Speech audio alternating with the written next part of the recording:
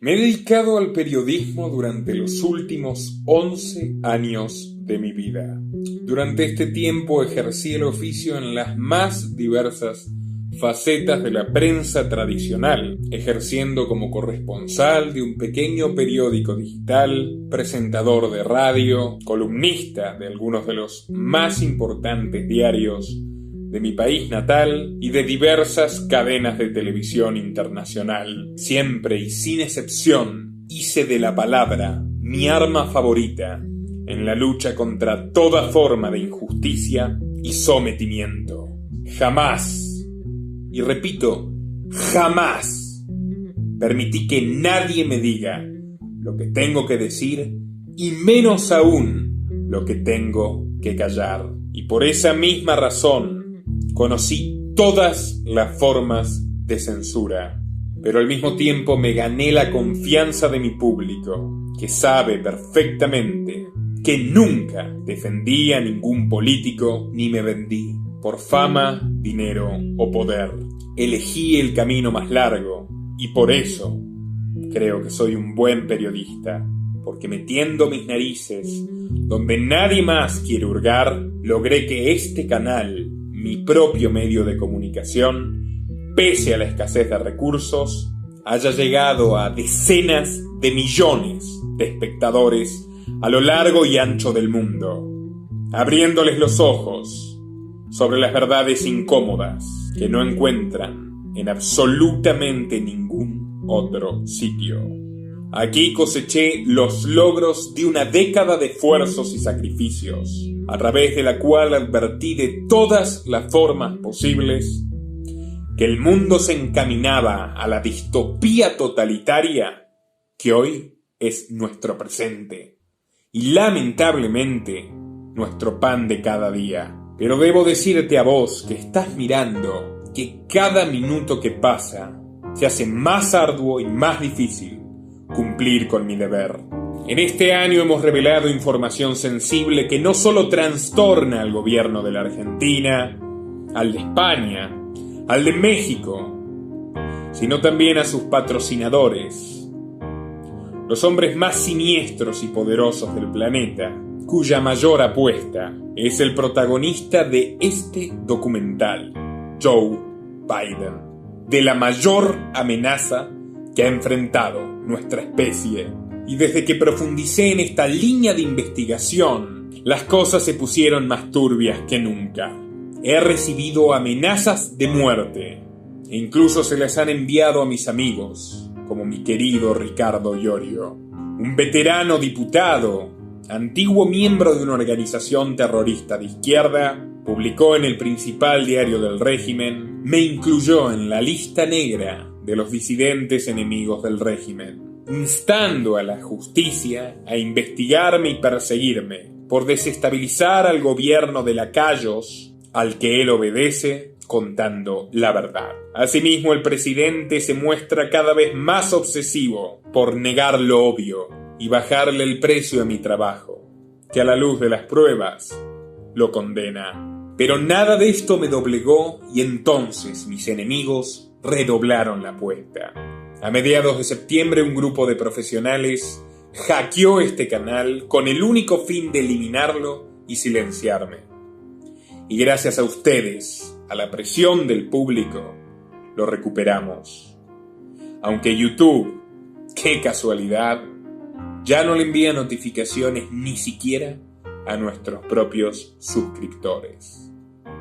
Por esa misma razón te ruego que mires este documental hasta el último minuto y que al terminar comentes tus opiniones, des like y lo compartas a absolutamente todos tus conocidos. En WhatsApp, en Facebook, en Telegram, en Twitter y en absolutamente todas las redes que uses, porque es tu vida y tu libertad lo que está en juego, en manos de un señor de la guerra que ha llegado a donde llegó navegando un río de sangre inocente, derramada por él mismo y sus cómplices. Estamos hablando de un depredador sexual impiadoso que promete imponer el feminismo con las balas de los Marines de punta a punta del planeta, mientras sus propias víctimas son chantajeadas, extorsionadas, encarceladas e incluso asesinadas. Bajo la apariencia de un anciano decrépito, se esconde un veterano ingeniero social, un racista desalmado, experto en desintegrar países y hacerlos desaparecer de la faz de la tierra. ¿Te imaginas a México convertido en 5 repúblicas enfrentadas entre sí, como pasó en los Balcanes? ¿Te imaginas a la Argentina arrasada como Irak? ¿O ir preso en Colombia el resto de tu vida por negarte a recibir una vacuna que no ha cumplido con fases de bioseguridad? ¿Te imaginas que el feminismo radical que ya gobierna España, literalmente, te prohíba tener hijos? ¿Te imaginas que los billetes desaparezcan de una vez por todas y que BlackRock, oh casualidad, los dueños de esta red, controle hasta el último centavo de tu trabajo y recaude impuestos mundiales con la excusa de cuidar el medio ambiente, mientras la mitad de la población muere en guerras o de hambre? No estoy exagerando ni un ápice lo que puede pasar si Joe Biden y Kamala Harris llegan al poder.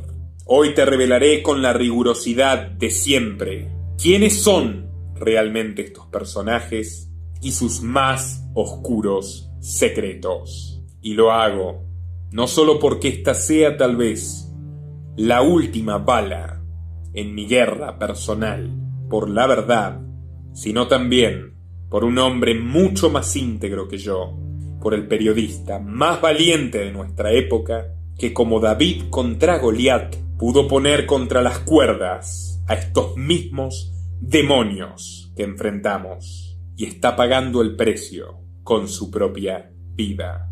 Julian Assange, por todo lo que nos enseñaste, por tu legado y por tu sacrificio, aquí vamos.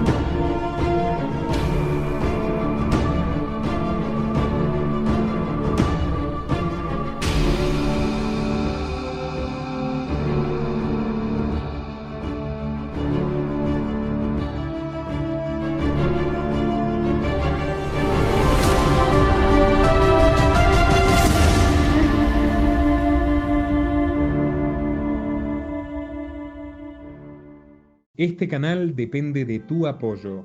Para que siga siendo posible, por favor, entra al link de Patreon en la descripción o en el comentario destacado y realiza tu donativo desde tan solo $2 por mes. Desde Argentina, dona en pesos y con el medio de pago de tu preferencia a través de Mercado Pago. Nuestro hombre es el candidato a presidente de mayor edad de la historia de los Estados Unidos. Asimismo, según afirma la afamada consultora Gallup, Biden es uno de los postulantes más desconocidos de los últimos años, puesto que incluso sus propios seguidores lo recuerdan como vicepresidente de Barack Obama, pero ignoran completamente las acciones que llevó a cabo durante ese periodo o durante los 36 años previos en los que se desempeñó como senador por el estado de Delaware. Su biografía oficial intenta proyectar la imagen de un auténtico hombre de Estado que maduró su pensamiento a lo largo de los años y enfrentó con coraje y altura distintas tragedias familiares. Bueno, La única verdad de todo esto es que Biden definitivamente no puede caracterizarse como un hombre constante y no se ha mantenido fiel a absolutamente ninguna persona ni ningún principio, con la excepción, por supuesto, de su propio interés. A continuación, profundizaremos sobre el pasado de este camaleón, más astuto de lo que parece a primera vista y que por supuesto prefiere mantener en las sombras. Joseph Robinette Biden Jr. nació en Scranton, una pequeña ciudad del estado de Pensilvania, a fines de 1942. Fue el primogénito de un total de 4 hermanos, nacidos de la pareja del empresario quebrado Joseph Robinette Biden Sr. y la ama de casa de origen irlandés Catherine Finnegan Biden. La propia web de campaña de Joe recrea la atmósfera de un hogar de clase media trabajadora, pero esto es, ¿cómo decirlo?, falso. Su abuelo paterno Joseph H. era uno de los más prominentes empresarios petroleros de la costa este y le legó al padre de Joe una importantísima fortuna. De acuerdo a una nota de The New York Times, Joseph Robinette Biden Sr., el padre de Joe, vivió su juventud jugando al polo, navegando en su yate por el Atlántico y viajando de punta a punta del país en su avión privado. Sin embargo, todo esto terminó a sus 30 años de edad, en coincidencia con el nacimiento de Joe. Las explicaciones de la debacle de la fortuna familiar divergen. Según lo que afirma el propio Joe en su autobiografía, su padre fue víctima de un socio ladrón que se aprovechó de su inocencia a la hora de hacer negocios. Pero una pequeña y antigua crónica del periódico local The Sunday Times of Scranton ofrece una versión muy diferente de los hechos, donde el padre de Joe fue el responsable absoluto de la quiebra, por falta de disciplina y habilidad para administrar la empresa y seguir gastando dispendiosamente en fiestas multitudinarias y otras situaciones desaconsejadas por los veteranos gerentes de la firma. Así fue como una pujante empresa petrolera se extinguió en un momento de plena bonanza económica para los Estados Unidos, es decir, a finales de la década del 40, cuando la nación del norte se consolida como superpotencia. Más allá de cuál de las dos versiones sea la correcta, el caso es que la familia Biden terminó en la más absoluta ruina cuando Joe comenzó su etapa escolar, en un colegio de monjas. Todos los bienes de la familia fueron embargados, gracias a las deudas de su padre, y el matrimonio se vio obligado a refugiarse en un pequeño departamento que pertenecía a sus abuelos maternos, los Finnegan. La familia materna de Joe merece otro capítulo. Él la describe como unos esforzados irlandeses que llegaron a América impulsados por el sueño de vivir mejor trabajando duro. Pero nuevamente, el relato dista bastante de la realidad. En su propia autobiografía se contradice cuando narra que su bisabuelo materno, el ingeniero Edward Francis Blewitt, fue el primer descendiente de irlandeses en formar parte del Senado Estatal de Pensilvania, dando lugar a una modesta dinastía de funcionarios estatales que, lejos de trabajar duro, se aseguraron un salario pagado por los impuestos de quienes trabajaban de verdad. Pero por supuesto a Joe se le olvidó mencionar otros detalles. Y consultando el trabajo del historiador local Samuel Hudson, descubrí que su bisabuelo Edward no solo fue el pionero familiar en la política, sino también en el negocio del lobby y la corrupción. En 1903 su bisabuelo fundó la Edward F. Gold Company, una minera que se vio beneficiada por sus conexiones políticas que le permitieron explotar minas de oro y plata que pertenecían al estado de Montana. Y con esos beneficios se permitió fundar la primer logia masónica de Scranton, la Benévola Orden Protectora de los Alces, que más allá de este curioso nombre, era un pretexto para unir a los hombres blancos, demócratas y mayoritariamente supremacistas raciales del Estado, con el motivo de preservar la integridad racial de la comunidad y exterminar a anarquistas, sindicalistas, defensores de los derechos de los negros y de las mujeres. Una joyita. Y si ustedes creen que su bisnieto Joe rompió con esta tradición familiar, están muy equivocados. Pero momento, ya llegará la hora de que lo descubran. But I tell you, if you have a problem figuring out whether you're for me or Trump, then you ain't black. And you ain't black. Retomando el eje, a comienzos de la década del 50, Joe, de 8 años, vivía en el apartamento de sus abuelos maternos, hacinado junto a sus 3 hermanos menores y su madre angustiada. Allí sufrió los estragos del alcohol, puesto que sus abuelos, como la mayor parte de su familia materna, en sus propias palabras, padecían de este vicio, y mantenían acaloradas peleas incluso los días domingo, en los que todos asistían obligatoriamente a misa. Desde entonces Joe afirma mantener un firme desprecio por las sustancias psicoactivas, como si fuera culpa de la sustancia el comportamiento de la persona que la consume. Mal alumno en la escuela primaria, Joe afirma que era un niño tartamudo. Sin embargo, no existe ningún testigo o prueba de que esto fuera cierto, y algunos de sus críticos sostienen que es otra mentira con el fin de justificar el declive cognitivo que Joe enfrentó a partir de los 2 aneurismas que tuvo a sus 45 años de edad. En otras palabras, Joe no tartamudeaba ni tenía errores de pronunciación antes de ese incidente, y ahora pretende convencernos de que es un problema menor que afrontó toda su vida. Para 1953, el torturado padre de Joe había terminado trabajando como desollinador de chimeneas, lo que para él suponía una grave humillación ante los testigos de su opulenta gloria pasada.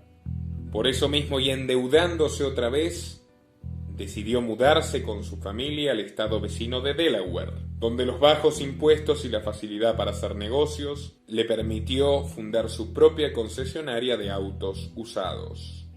Toda una paradoja, tomando en cuenta que Joe ahora pretende aumentar los impuestos que saquean a las familias y a los emprendedores que quieren salir adelante, como en aquel entonces lo era su padre. Ubicados en una casa en la próspera ciudad de Claymont, Biden ingresó a la prestigiosa preparatoria privada y católica Arkimer Academy, donde también se lo recuerda como un alumno mediocre, pero con dotes para los deportes y una gran facilidad para influir en sus compañeros, tanto así que fue nombrado presidente de la clase. Allí Joe comenzó a soñar con una vida cómoda garantizada por la política, lejos de los frustrantes vaivenes de su padre empresario y de la sufrida resignación de su madre. En 1960 ingresó a la Universidad de Delaware, donde 4 años más tarde obtendría un doble título en Historia y Ciencias Políticas, graduándose como el estudiante número 506 sobre un total de 688. Preocupado por conseguir un empleo público pronto, este joven universitario se abstuvo de afiliarse a ninguno de los 2 partidos, puesto que en sus propias palabras reduciría a la mitad sus chances de entrar en alguna administración pública. Pero en 1966, ya graduado a sus 24 años, le quedó claro que no haber participado de ninguna de las grandes movilizaciones políticas de aquellos tiempos le costaría un precio, y por tanto le rogó a su padre que le pagara una tercera carrera, la de Derecho. Pero su padre se negó a darle esta vía de escape al trabajo duro, y entonces lo salvó su novia, la joven profesora Nelia Hunter, perteneciente a una acaudalada familia tradicional de industriales protestantes. Gracias a ella logró ingresar a la Facultad de Abogacía de la Universidad de Siracusa, justo a tiempo para evitar ser reclutado por el ejército y enviado a la sangrienta guerra de Vietnam, sobre la que él jamás se había pronunciado. La familia de Neyla no quería que ella se case con, cito a Biden, un vagabundo católico charlatán. Pero definitivamente, esa última condición le fue útil para persuadir a su suegro, a quien convenció de que él, con tan solo 30 años, se convertiría en senador y tarde o temprano en presidente de los Estados Unidos.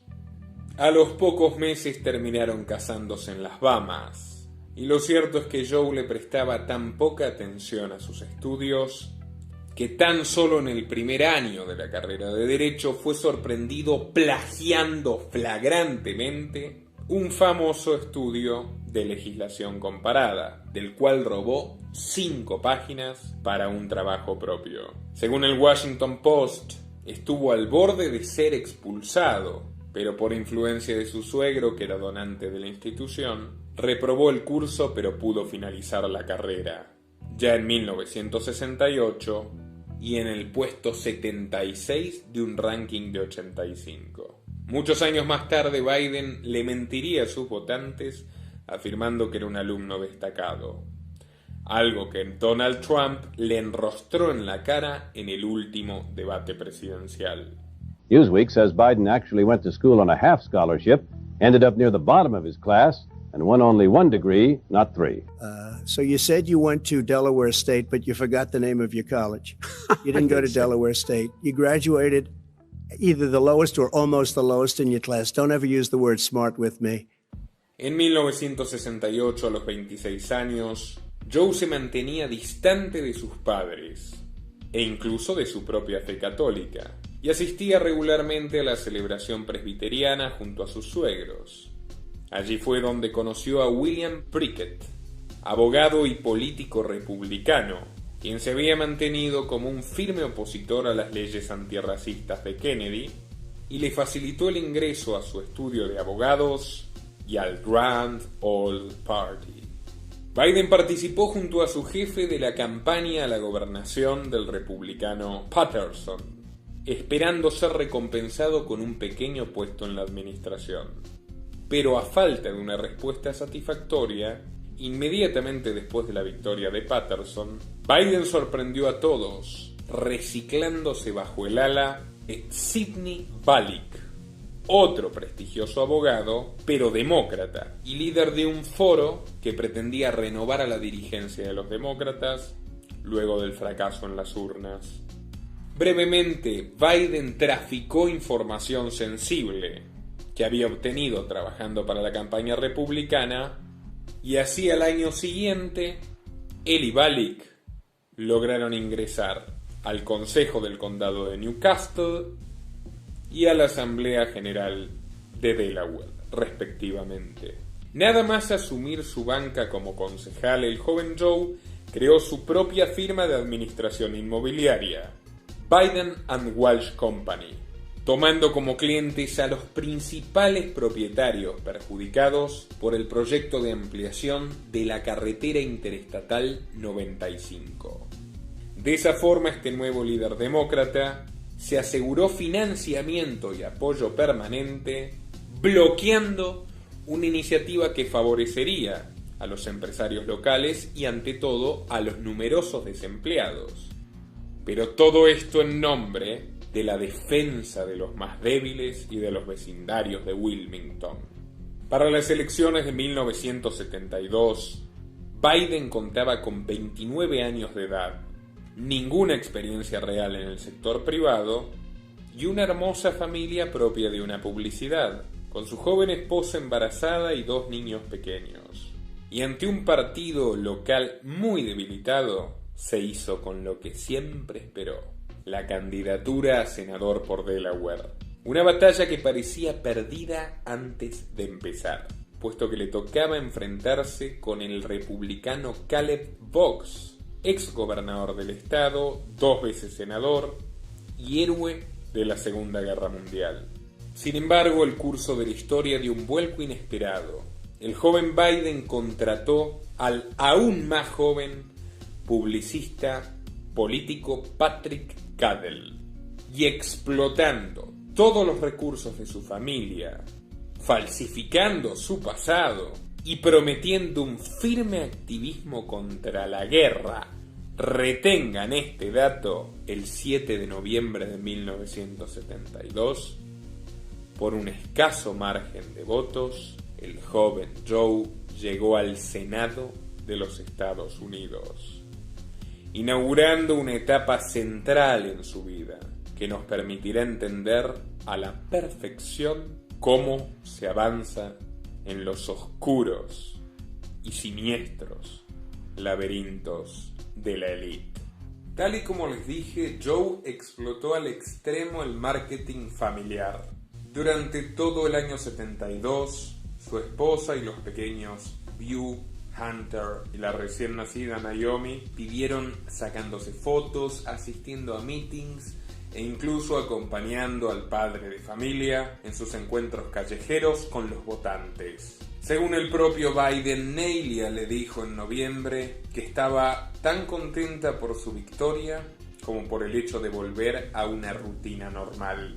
Sin embargo, la suerte es caprichosa y pocos días más tarde, el 18 de diciembre, ella y los 3 pequeños sufrieron un terrible accidente automovilístico. Saliendo de una intersección, su camioneta se estrelló contra un camión que remolcaba mazorcas de maíz. Neilia y la pequeña Naomi murieron de inmediato, en tanto que Beau, de 3 años, y Hunter, de 2, fueron gravemente heridos. El primero con una fractura doble expuesta en su pierna y el segundo con una lesión craneal y diversas heridas hemorrágicas. Hasta este momento de su vida, la evidencia nos retrata a Biden como cualquier animal político, sin muchas luces, pero astuto, advenedizo, calculador, oportunista. Nada de esto sorprende demasiado, pero esta brutal tragedia sí que significó un antes y un después en la personalidad de Joe.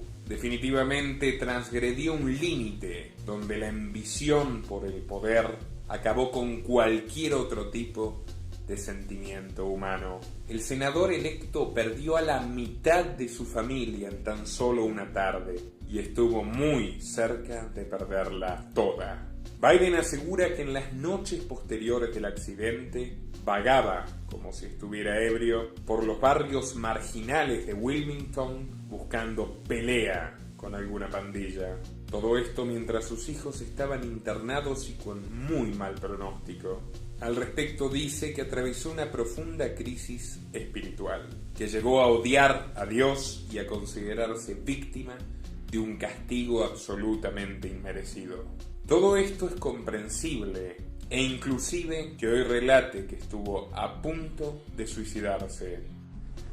And I was down in Washington hiring my staff, and I got a phone call saying that my family had been in an accident. My wife was dead. My daughter was dead. For the first time in my life, I understood how someone could consciously decide to commit suicide. Not because they were deranged, not because they were nuts, because they'd been to the top of the mountain and they just knew in their heart they'd never get there again. Pero el único elemento que no aporta coherencia a esta historia es que este hombre supuestamente hundido en la depresión y absolutamente desesperado no vaciló ni un segundo en asumir su banca como senador 3 semanas después de este horrendo episodio. Y no conforme con ello, arrastró a los pequeños a la ceremonia. Juró el cargo en la capilla del hospital donde estaban internados y los obligó a posar enyesado uno y en silla de ruedas el otro frente a las cámaras de todas las cadenas de televisión nacional que él mismo convocó para mostrarse en un arrebato de 5 minutos de fama como un mártir de la política que asumía sus responsabilidades patrióticas pese al terrible dolor personal. En conclusión, una auténtica víbora de sangre fría. Pero bueno, yendo a lo que nos ocupa, nos toca hablar del primer sexenio de Biden como senador. Siendo un hombre tan joven que conquistó el puesto casi que por accidente, algo que no esperaba nadie en su propio partido, Llegó a la Cámara Alta sin amigos ni aliados de peso. Él mismo afirma que su presencia generaba desconfianza entre políticos más experimentados y que incluso sus propios empleados en su oficina del Senado estaban seguros que terminaría renunciando e incluso hacían apuestas al respecto.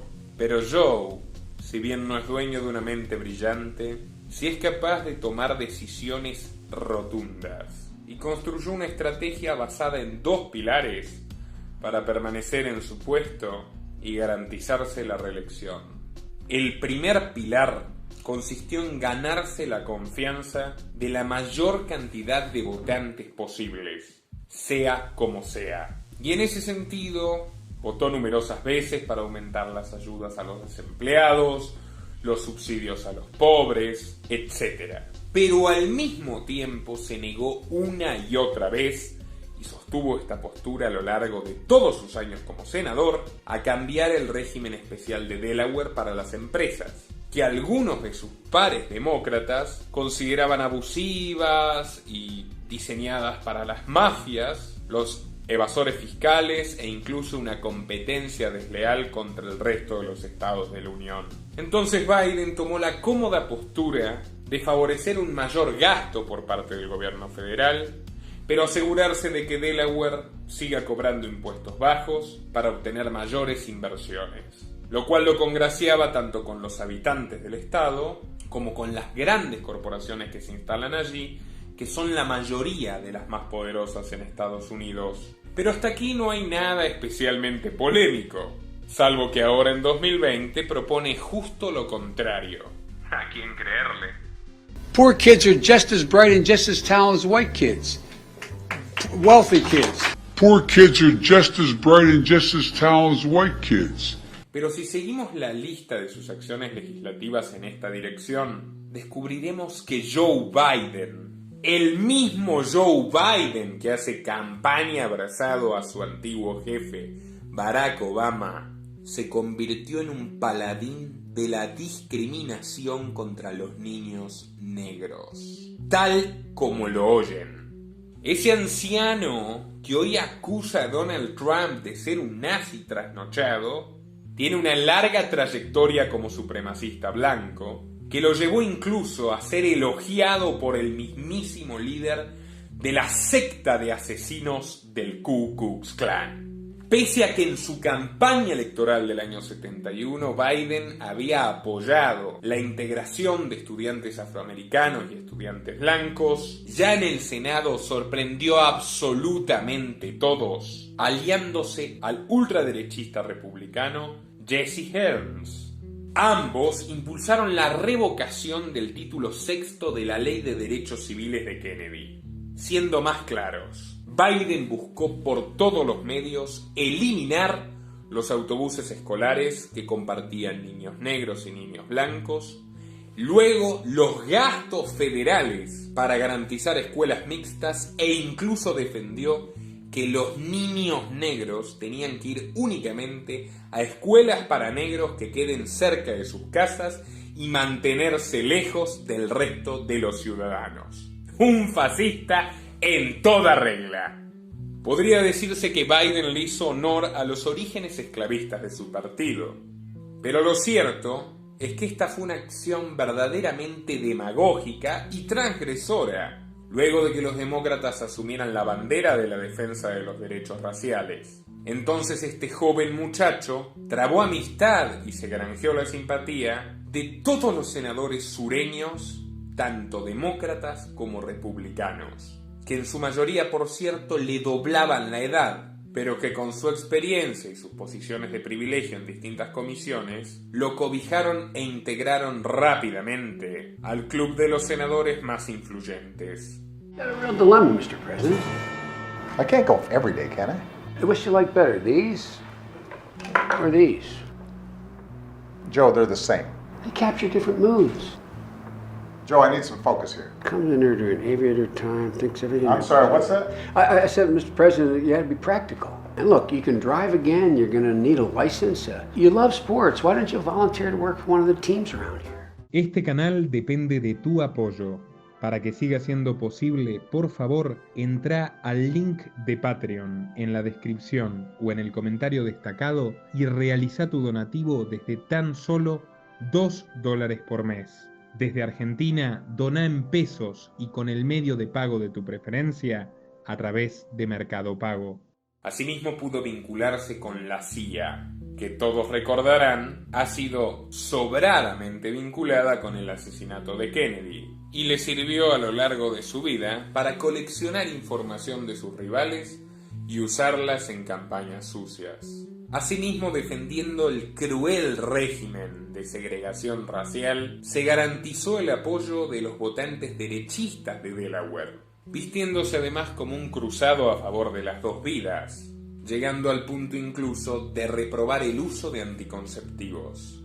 Para 1974, la revista Time lo nombró como uno de los 200 líderes de fin de siglo, describiéndolo como compulsivamente ambicioso y capaz de cambiar absolutamente cualquiera de sus posturas en su búsqueda incansable por más y más y más poder. Me pregunto qué dirán al respecto los integrantes de Black Lives Matter, que hoy recaudan fondos para financiar la campaña de un racista impúdico que se había ganado el odio de absolutamente todos los empleados negros del Senado y que luego aprovecharía sus estudios para defender este tipo de leyes en décadas posteriores, donde protagonizó algunos de los crímenes de lesa humanidad más aberrantes de la historia reciente. Pero ya llegará el momento de contárselos. Ahora vamos a la segunda estrategia de Biden para afianzarse en el Senado. Y esto se trata de un clásico del maquiavelismo: conexiones con poderosos. Punto. Si bien Joe nunca fue un fanático del trabajo, tuvo la suficiente suspicacia para entender que su única posibilidad de avanzar en la fauna política de Washington, siendo el senador de un estado pequeño, era trabar amistad de inmediato con los lobistas más influyentes de la capital. Y recordemos el contexto histórico del cual estamos hablando: la turbulenta década de los 70s. Estados Unidos y la Unión Soviética juegan una sanguinaria partida de ajedrez en el mundo, derramando ríos de sangre inocente en los dos hemisferios. Y Estados Unidos no estaba precisamente en su mejor momento. Saliendo de la sangrienta guerra de Vietnam, que por cierto impuso Johnson, un demócrata, el presidente republicano Richard Nixon salió del patronoro y dio inicio a una espiral inflacionaria y una terrible crisis económica. En este contexto, el complejo militar industrial, o sea, las grandes corporaciones incompetentes que viven del negocio de las guerras y las invasiones, se vieron repentinamente huérfanos de aliados, porque tanto los políticos de la administración de Johnson como los republicanos que apoyaban a Nixon comenzaron a volverse cada vez más impopulares ante una sociedad que demandaba menos guerra y mejores condiciones para poder trabajar en paz, algo que la casta elitista no estaba dispuesto a darle. Y fue entonces cuando Biden dijo: si yo tengo garantizados a mis votantes de Delaware, ¿qué otra cosa me importa? Y tocó la puerta del secretario de Estado de Nixon, un hombre incluso más poderoso que el propio presidente y que perduró incluso después de su destitución: Henry Kissinger. Well, the fortunate thing is I didn't have many larger contributors, and the only reason... See, I went to the big guys for the money.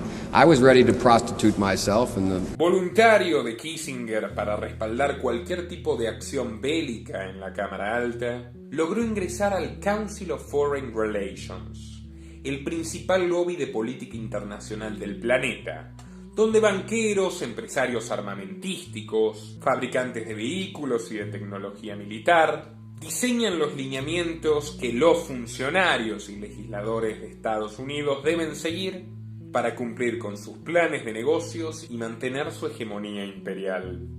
Su primera muestra de fidelidad a los productores de guerras y dictaduras asesinas fue avalar el reclutamiento compulsivo de jóvenes, pese a las masivas protestas contra la conscripción. Más allá de las diferencias partidarias, Kissinger adoptó a Biden para su bando de los halcones e incluso lo envió a Israel en 1973, donde se reunió con la inflexible presidente Golda Meir. Biden gestionó el apoyo de Estados Unidos a la guerra del Yom Kippur, originada por la invasión ilegítima de Israel al estrecho del Sinaí y a los altos del Golán. Y a través de esa intervención estadounidense que generó más de 20.000 muertos, se originó la crisis del petróleo, que profundizaría todas las desgracias de la población estadounidense. Pero Biden agregó a su lista a otros poderosos aliados, los lobbies sionistas, quienes apropiándose criminalmente del dolor de sus antepasados perseguidos por regímenes totalitarios, desarrollan desde entonces una campaña de exterminio sistemático y genocida contra el pueblo palestino, de la cual Biden ha sido un aliado indispensable. La propia Meir decía de él que era un joven entusiasta con la cabeza bien fría y las botas bien puestas. Y no se equivocó. There is this inextricable tie between culture, religion, ethnicity that most people don't fully understand. That is unique and, how can I say it? So strong with Jews worldwide. There is a, I mean, you know, I used to say early on when I was a kid, I'd say, when I was a young senator, I'd say, if I were a Jew, I'd be a Zionist. I am a Zionist. You don't have to be a Jew to be a Zionist. Según demuestra el archivo Kissinger de Wikileaks, o sea, documentos oficiales desclasificados, Biden pertenecía a un selecto grupo de legisladores de ambos partidos que estaban presentes en todas las operaciones turbias de Estados Unidos en los 70s, incluso en aquellas que deben considerarse ilegales y que se llevaron adelante sin la aprobación del Congreso. Biden tuvo un rol fundamental en la revocación de los contratos de venta de armas a Arabia Saudita, que luego se entregarían gratuitamente a Israel, para llevar adelante guerras reprobadas por la ONU e incluso por la propia OTAN, en el golpe de Estado de Chile de 1973 y el de Argentina de 1976, en las sanciones que generaron una crisis de hambre en Angola y la organización de guerrillas y en el financiamiento espurio de organizaciones terroristas en toda África, en los bombardeos secretos a Laos y a Camboya, en la Marcha Verde que expulsó a la presencia española de Sahara Occidental y organizó una guerra civil que se mantiene hasta hoy. Y todo esto en el transcurso de 5 años. Al presentarse a su primera reelección como senador, Biden ya no era tan joven, ni pobre, ni desconocido. Con 36 años de edad, en 1978, ya tenía una nueva esposa, la sumisa y obediente Jill, encargada de cuidar a 2 niños que crecieron sin mamá y sin la más mínima muestra de amor paterno. Asimismo, ostentaba una membresía plena en el Council of Foreign Relations y por primera vez fue invitado al Club de Bilderberg, el foro anual que presidían David Rockefeller y el propio Kissinger, y que hasta el día de hoy reúne al centenar de líderes más influyentes del planeta, a puertas secretas y con expresa prohibición de divulgar lo que allí acuerdan. En las elecciones de aquel año contó con el triple del financiamiento que su adversario republicano, James Baxter, y se impuso a él con el 58% de los votos. Con su banca renovada y un presidente demócrata en la Casa Blanca, Jimmy Carter, Biden empezó a forjar, ya más convencido que nunca, su largo camino hacia el Salón Oval. La relación del senador Biden con el gobierno de Jimmy Carter se puede resumir en una sola palabra: traición. No solo Carter heredó una economía ruinosa, en gran medida por los delirios agresivos que llevaron adelante Kissinger y su aliado Biden en Oriente Medio, sino que tuvo que enfrentarse precisamente a los mismos autores del desastre. Carter quería llevar una política menos beligerante que sus antecesores, y eso no le simpatizaba ni a los republicanos, ni tampoco a los halcones demócratas, cuyo mayor exponente era el tío Joe. Hábilmente, el senador Biden convenció al mandatario de avanzar en un nuevo tratado para restringir la carrera armamentística nuclear con la Unión Soviética, el SALT II. La propuesta de Biden consistía en diseñarlo íntegramente y llevar a cabo las negociaciones, de modo que el esfuerzo del gobierno sea mínimo y el rédito absoluto. El ingenuo Jimmy aceptó de buena gana, pero sin la suficiente astucia de indagar por qué un sujeto como Biden se comportaría de forma tan generosa. Lo cierto es que Biden ya integraba oficialmente el Comité de Relaciones Exteriores del Senado, donde tenían información privilegiada de que la Unión Soviética avanzaría en una invasión a Afganistán. Entonces, a la hora en la que Biden se sentó junto al canciller soviético, Andrei Gromyko, todos, menos el presidente, sabían que se trataba de un gran error para los Estados Unidos. A los pocos meses, Carter se vio nuevamente humillado ante el pueblo estadounidense, teniendo que retirar él mismo el acuerdo que había promocionado como el comienzo de una paz mundial duradera. En palabras del prestigioso politólogo Joseph Nye, acababa de suicidarse la presidencia más frágil de la historia americana reciente. A cambio de sus oficios, Biden fue recompensado por sus amigos republicanos y por otros demócratas amigos de la guerra, ocupando el lugar número 2 en el poderoso Comité de Asuntos Judiciales del Senado y convirtiéndose en interlocutor de la Cámara Alta con la OTAN. Ese mismo año, en 1981, nació su última hija, Ashley, la única con su segunda esposa, Jill.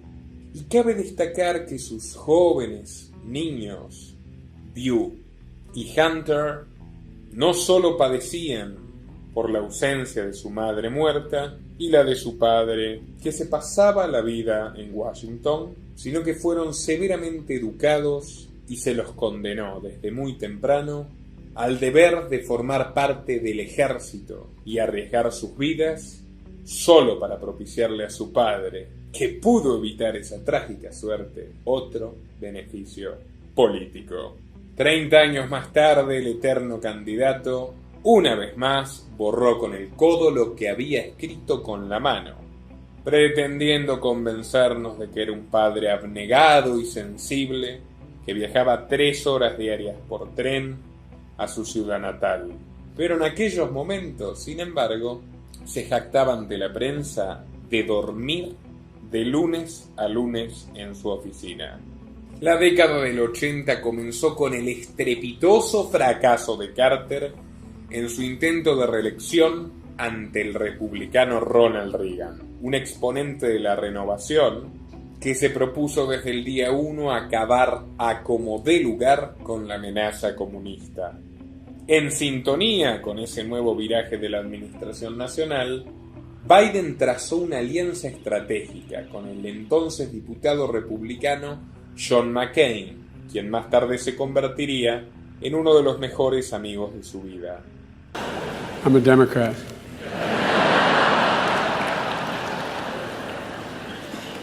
And I love John McCain. I always thought of John as a brother. Ambos acordaron desbloquear cualquier tipo de propuesta de invasión, guerra, financiamiento a guerrillas y organizaciones terroristas por parte del gobierno de Reagan, lo que terminó desencantando, por ejemplo, en la creación de la organización terrorista Al-Qaeda, liderada por un socio del vicepresidente estadounidense George Bush padre, es decir, Osama Bin Laden. Sí, lo que estoy diciendo es que gracias a Biden y a McCain, entre otros legisladores amigos de la guerra, nació lo que hoy conocemos como yihad o terrorismo islámico. En un principio para combatir a los soviéticos en Afganistán, pero años más tarde en el pretexto para seguir invadiendo a medio planeta. Asimismo, Biden apoyó a los republicanos en la revisión de la resolución de la Corte Suprema que despenalizaba el aborto, y luego abogó por una intervención militar estadounidense en la Guerra de Malvinas, apostando por masacrar a la propia dictadura militar que él había ayudado a implantar junto a Kissinger años antes, aunque eso significara también un río de sangre inocente de latinoamericanos que, por supuesto, a los ojos de un supremacista racial poco importaba. The matter is that if we allow in this hemisphere the settlement of claimants' property disputes by the use of force, we're going to unleash an entire series of actions that none of us want. Secondly, NATO is an alliance upon which we have made a firm and solemn commitment. And it's clear that the Argentinians are the aggressor, it's clear the British are right, and it should be clear to the whole world where the United States stands. Unió fuerzas una vez más con su histórico aliado, el criptonazi Jesse Helms, en la implementación de sanciones que terminaron de estrangular y hundir en la indigencia a muchos países africanos que no se sometían a las imposiciones de la presidencia Reagan. Exultante por la fidelidad de su amigo, Helms declaró al medio estatal norteamericano Radio Martí que Biden era un progresista con pelotas, un hombre más duro que republicanos como Kissinger y que ponía por encima los intereses de la nación a los de su propio partido. Para 1984, el presidente Reagan, que gozaba de una gran popularidad, estrechó su mano en cámara y lo nombró uno de los mejores senadores de los Estados Unidos. Léase, uno de los mejores siervos del complejo militar industrial. Ese mismo año, Biden impulsó en el Congreso la reforma del Código Penal, que redujo las garantías de los ciudadanos, aumentó el poder de violencia de la policía, las detenciones arbitrarias e incluso estuvo a punto de abolir la ley de libertad condicional. Todo esto, por supuesto, apoyado por el lobby de los constructores de cárceles, que no tienen el menor reparo en encerrar inocentes con tal de ganar dinero. Algo que bien había descrito Michael Moore, pero que parece que repentinamente se olvidó. Una enmienda de Biden a esta ley permite hasta el día de hoy que el gobierno estadounidense confisque y usurpe las propiedades y el dinero de los acusados, incluso sin una sentencia firme, lo que debilita su posibilidad de pagar una defensa, empobrece a sus familias y en muchos casos precipita una sentencia injusta. En suma, prácticas dictatoriales que terminaron de enterrar el supuesto espíritu liberal de la Constitución de Estados Unidos.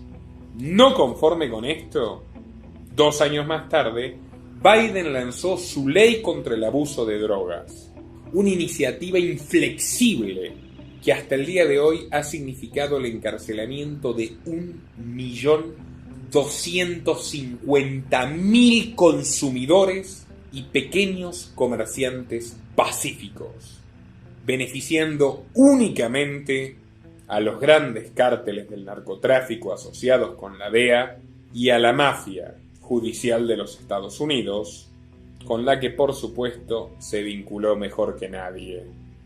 La ley Biden contenía incongruencias tan brutales como condenar mínimamente a 5 años de prisión a quien poseyera 500 gramos de cocaína inhalable, o sea la más cara, y mayormente consumida por blancos, o tan solo 5 gramos de crack, o sea, cocaína fumable, consumida por pobres, mayoritariamente negros.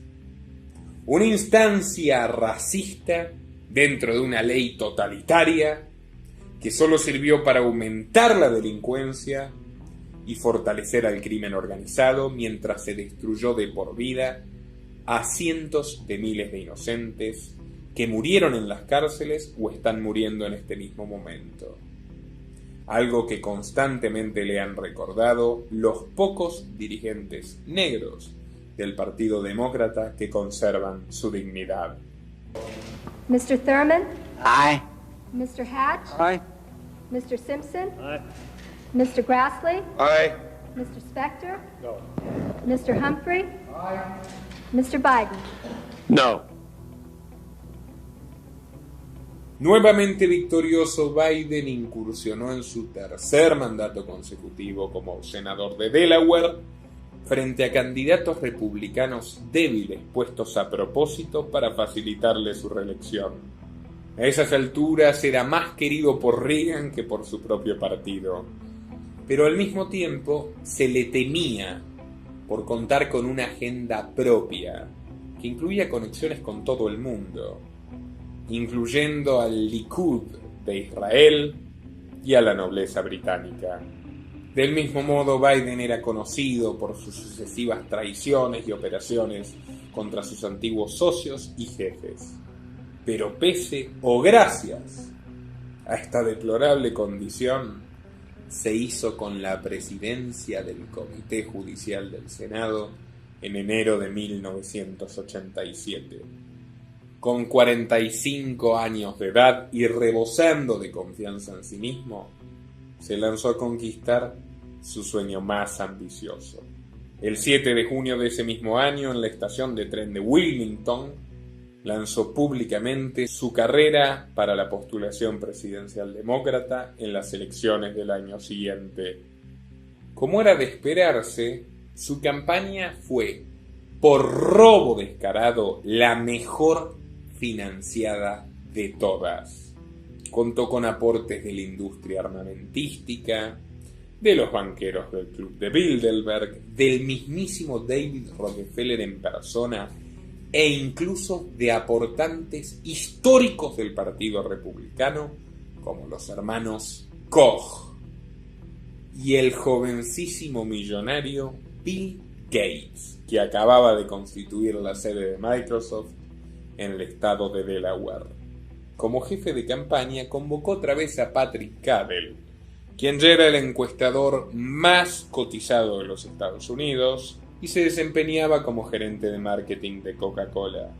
El semanario Washington Monthly publicó un revelador reportaje a Cadell, donde quedó manifiesta su estrategia electoral para llevar a Biden a la Casa Blanca.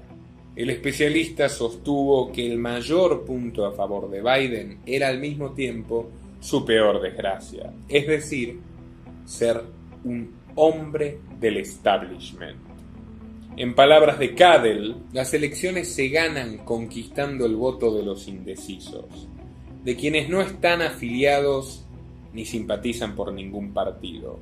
Y un personaje como Biden, que viene desde las entrañas de las instituciones y los manejos más turbios que se negocian entre los dos partidos, es particularmente antipático para los independientes.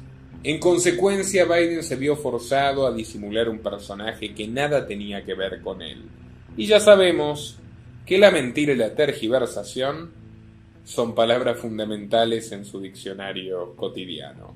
Siguiendo esta reflexión, Biden se propuso disfrazar su racismo, condenando a Reagan por apoyar al régimen del apartheid en Sudáfrica, pese a que él mismo había propiciado el apartheid en los Estados Unidos.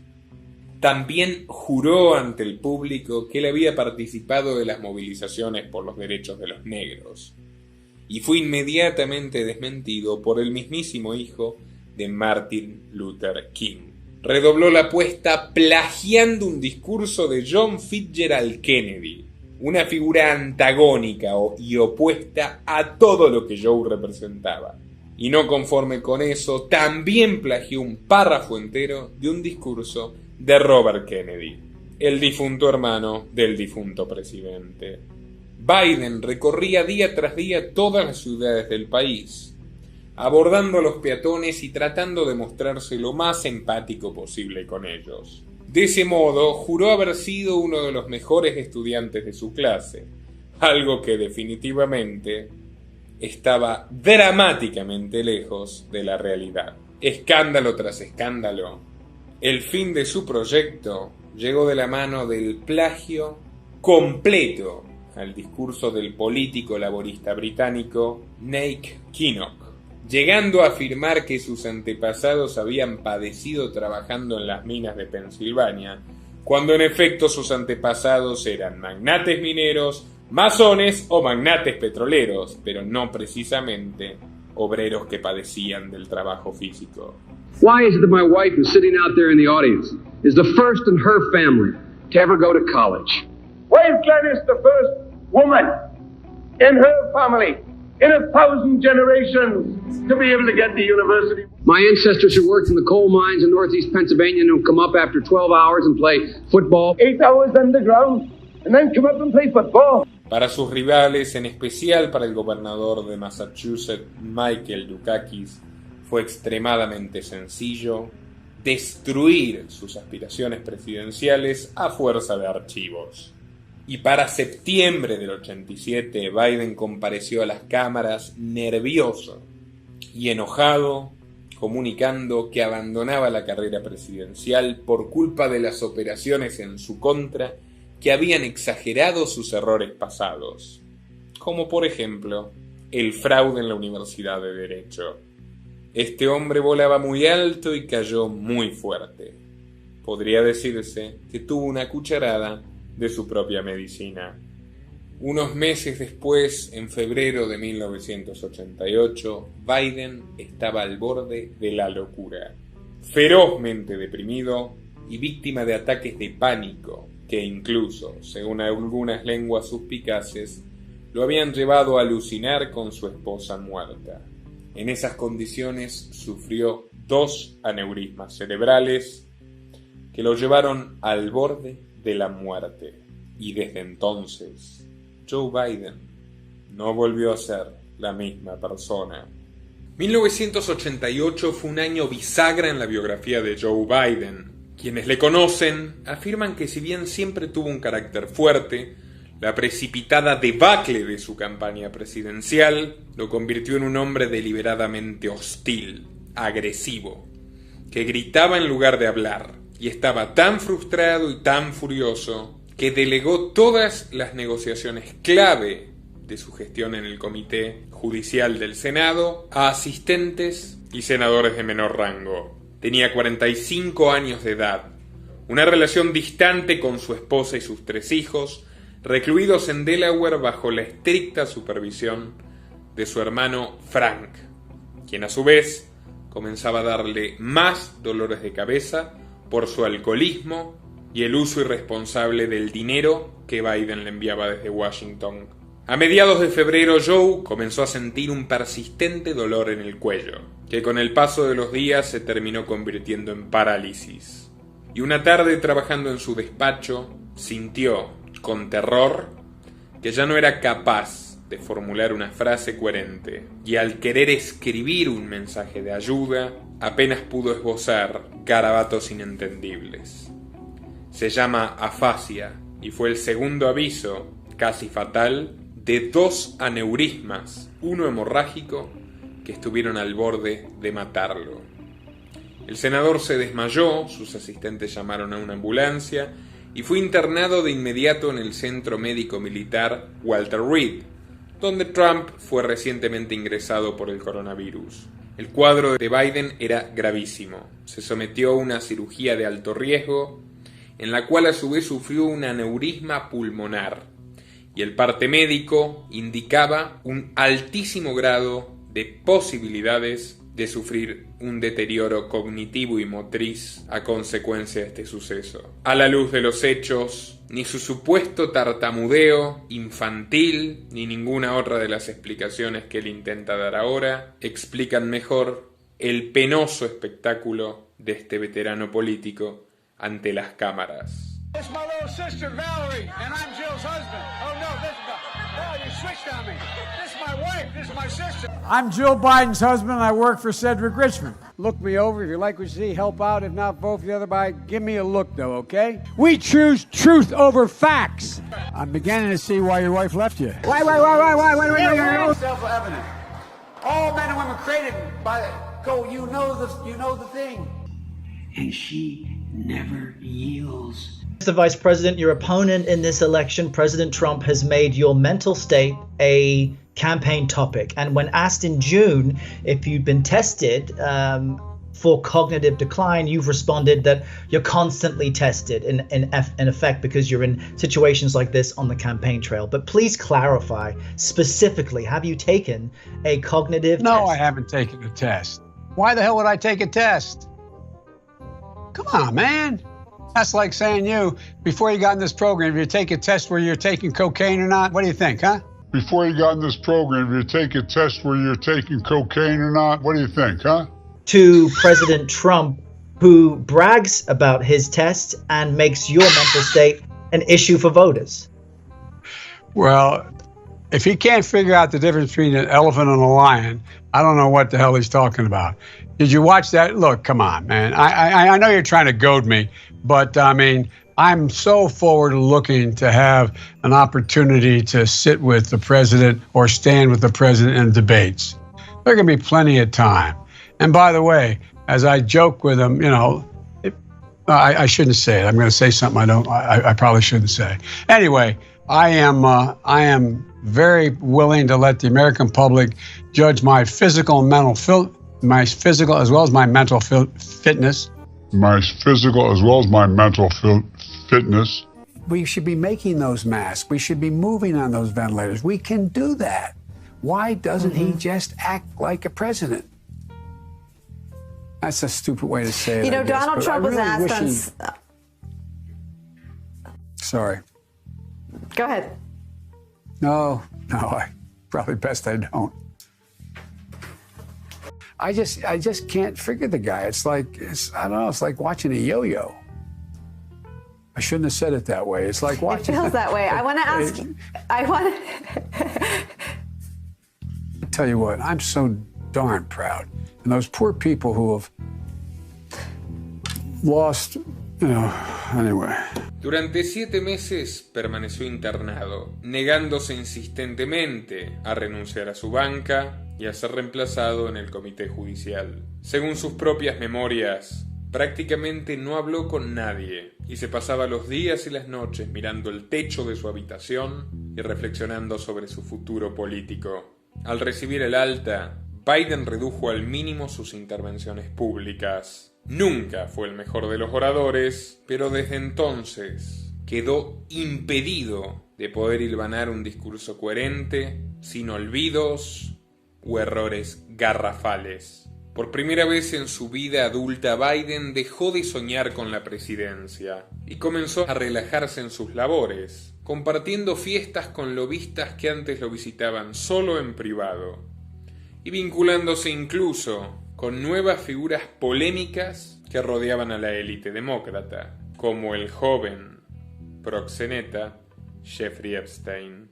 Las habituales bromas que Joe lanzaba a colegas y empleados fueron reemplazadas por cataratas de reproches, exigencias autoritarias y todo tipo de maltrato. Enterró durante toda una década los antiguos diálogos callejeros con votantes y contrató a 2 gestores de prensa para no tener que dar las entrevistas a medios él mismo. Biden se volvió más introvertido, pero también más desinhibido. Asumió que nunca podría trascender del Congreso y que por tanto le había llegado la hora de disfrutar de su absoluta falta de frenos morales e inhibitorios y divertirse cínica y sádicamente al no tener que rendirle cuentas a nadie. La caída del muro de Berlín y la posterior disolución de la Unión Soviética encendieron las alarmas entre sus antiguos patrocinadores de la industria militar. Y por eso mismo Biden y su íntimo amigo, el republicano McCain, se propusieron como voluntarios para mantener encendida y aceitada la maquinaria de la muerte. La guerra de Bosnia, uno de los episodios más sanguinarios de la historia mundial reciente, fue caldeada y diseñada minuciosamente por el Council of Foreign Relations y en particular por Biden, quien se reunió en 1993 con el dictador Milosevic, a quien luego terminaría jurándole la muerte, pero no fue a él, como es habitual, a quien asesinaron los bombardeos de la OTAN, que instigó Biden, sino a miles y miles y miles de inocentes. Los archivos oficiales de esa época demuestran que la idea de dividir a la antigua Yugoslavia en regiones étnicas era un plan del propio Biden, con el cual persuadió al presidente Clinton de tomar el control en la región, dando lugar más adelante a la famosa resolución Biden-McCain, que contra los dictámenes de la ONU y la totalidad de los tribunales internacionales de derechos humanos, propició el bombardeo masivo a población civil en el año 1999, aniquilando a personas inocentes de todas las etnias y dejando una huella imborrable de la capacidad de destrucción infinita de este caballero. Todo esto fue recompensado con su ascenso dentro del Comité de Relaciones Exteriores del Senado, que pocos años después terminaría presidiendo. Ahora permítanme contarles otros episodios relevantes del protagonista de esta historia durante la era dorada de los Clinton. Una de sus primeras y más polémicas acciones fue promover activamente la prohibición a homosexuales para formar parte de las Fuerzas Armadas estadounidenses y la expulsión de quienes ya las integraran. Poco más tarde reciclada en la famosa normativa No Tell, No Ask.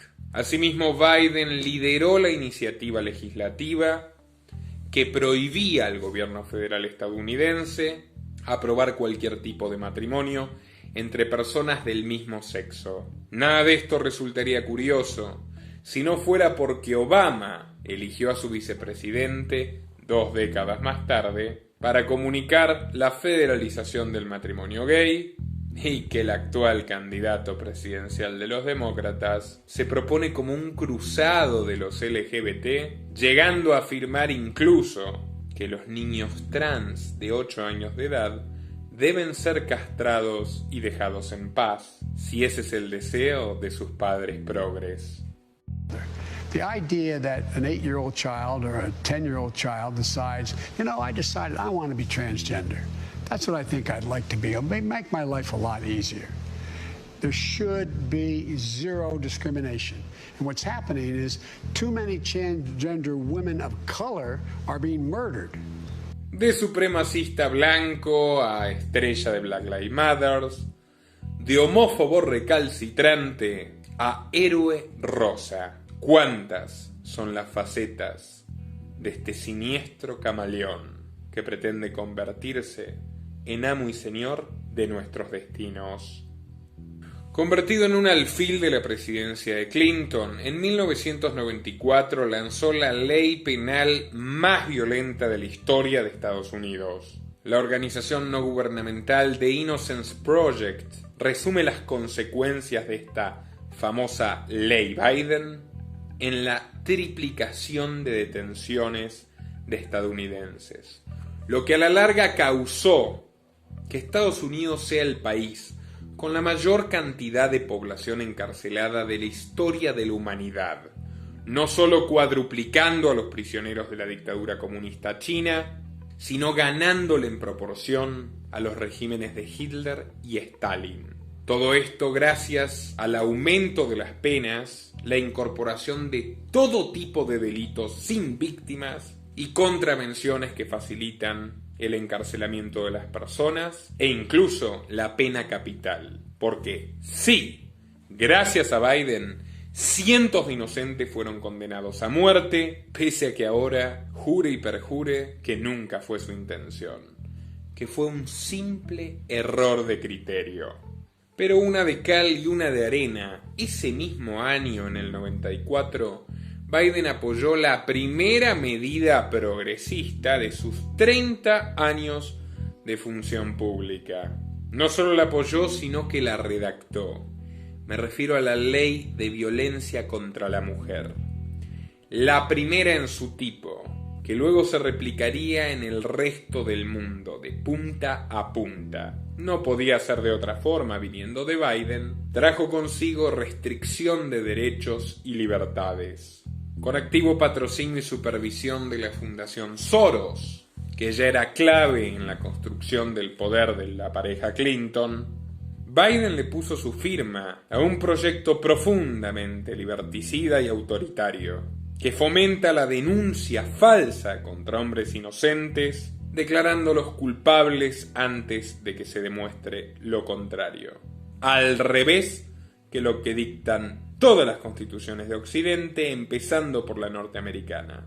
Destruir a las familias para favorecer el control de natalidad. Crear una guerra de los sexos anacrónica y sin ninguna otra explicación que blindar a las élites que oprimen a hombres y mujeres por igual. Y convertir a las mujeres en esclavas de la burocracia institucional. Estos son los únicos objetivos de la legislación feminista radical que inauguró curiosamente un hombre de la más rancia derecha del establishment del imperio. En palabras del propio Biden, esta ley es la que más lo enorgullece de todas sus iniciativas legislativas. La gran ironía de todo esto es que si juzgamos al tío Joe de acuerdo al criterio de su propia ley, debería encontrarse hace mucho detenido, privado de todos sus bienes, y podríamos llamarlo abiertamente un psicópata abusador hijo de mil puta. Su asistente personal durante aquella época, la abogada Tara Reid, presentó diversas quejas por la forma en la que su entonces jefe la sometía a un trato degradante e inhumano. Y más recientemente inició una denuncia penal, aduciendo que en 1991 el senador Biden la empujó violentamente contra la pared, desgarró su falda y la violó. Sí, literalmente la violó. Y no es la única mujer que denunció abusos por parte de este personaje. Jessica Collins, traficada sexualmente por Epstein, describió con lujo de detalles las relaciones que mantenía con el senador Biden. Y esto le costó, según su versión de los hechos, la muerte de su hija pequeña y su actual detención por conducir ebria. ¡Qué casualidad! Justo cuando su presunto abusador aspira a convertirse en presidente. I was approximately 23 or 24 at the latest. At the time, I looked extremely young for my age. At 23 or 24, I appeared to be in my, I appeared to be younger than I was because I have Oriental blood. And so I could be passed off as 16 or 17. And so Joe Biden took me on a commercial flight when he was a senator. I believe it was 2003, possibly as late as 2004, to Manzanillo, Mexico, to an all-inclusive resort for 3 days. He reserved our stay under the premise that we were newlyweds, so that he could get a discount. On the way there, he kept holding my hand in public. I told him that I did not feel comfortable with that and to please stop. While we were at the resort, it was his time, so I had to obey whatever his desires and wishes were. But on the flight, there and back, it was very bothersome to be seen in public with a man so obviously much older than myself, and very, very uncomfortable.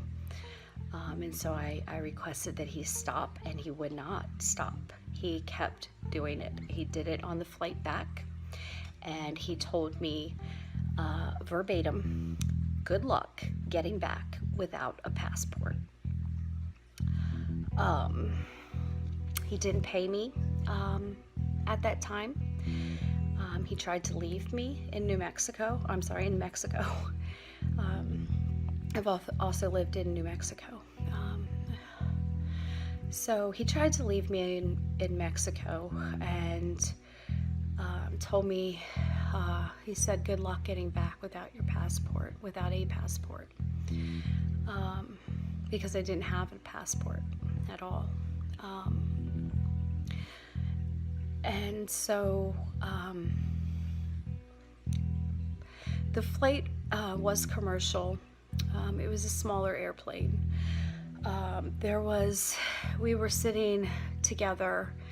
That was one of the places where he was holding my hand, and I was really disturbed by it and asked him to stop because I considered the travel time my time and not his paid time. At the time, I had a Bank of America bank account. That was some of the information that True News gathered from me. Bank of America, under the name Jessica Lee, Leigh Collins. The flight to Manzanillo, I believe there was a connecting flight in Texas. So there would be flight records for Jessica Collins in the year 2003 to the final destination of Manzanillo, Mexico. Once I returned home, I changed my flight. The counter girls at the airline were nice enough to help me. And even though he tried to leave me, they helped me get back. He still had not paid me as promised. And so I called him, and he did agree to send the funds. It was around $2,000. It was 2,000 some odd hundred. And I believe, from the best of my recollection, that was transferred into my bank account, my Bank of America bank account. At the time, I went by Taylor of DC. That was basically my first, middle, and last name, Taylor of DC. And so my email account at the time was taylorofdc@gmail.com. I also had one at hushmail.com. But because Hushmail was so difficult to utilize, I was given the beta version of Google Voice. I was invited by somebody who's high up in Google now, at Apple specifically. I have a lot more information that I shared, but what I'm doing is needing to use the resources that I have that are being made extremely difficult. Internet going down, and so the reason that I'm doing these videos this way in piecemeal is in order to get the upload. But I think giving the information to the public may safeguard it. There may be people that want to get to the truth too, and so rather than let True News have all this information, I had originally thought they might be using the information to blackmail the individuals that I've implicated. But upon thinking about it this very morning, I realized that what they've shown in the past is that they will destroy the evidence. So that could very well be the reason for gathering my witness testimony, refusing to give me, as promised, the taped copies. And so the only thing I can think is to recreate my testimony and distribute it to the public so that anybody out there who finds this, and so it can safeguard it and keep them from destroying it. Son de público conocimiento las innumerables situaciones públicas en las que Biden realizó repugnantes tocamientos a niños y niñas. And to get hot, I got hairy legs that turn blonde in the sun. And the kids used to come up and reach in the pool and rub my leg down so it was straight, and then watch the hair come back up again. They'd look at it. So I learned about roaches. I learned about kids jumping on my lap. And I've loved kids jumping on my lap. Hey, are you bored yet? Beautiful granddaughters like you guys, and guess what? Your granddaughters are even better than daughters. You know why? Right over. The kids, come on over here, okay? You ready? Okay. Watch out, that guy following you. Long day, a lot of walking. Don't tell me what you're doing. Thank you. Thank you.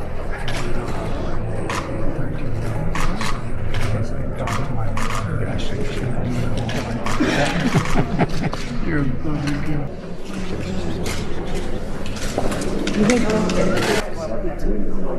are you, a senior? Do you know what my dad used to say? Your granddaughters have one important job. Take care of the pop.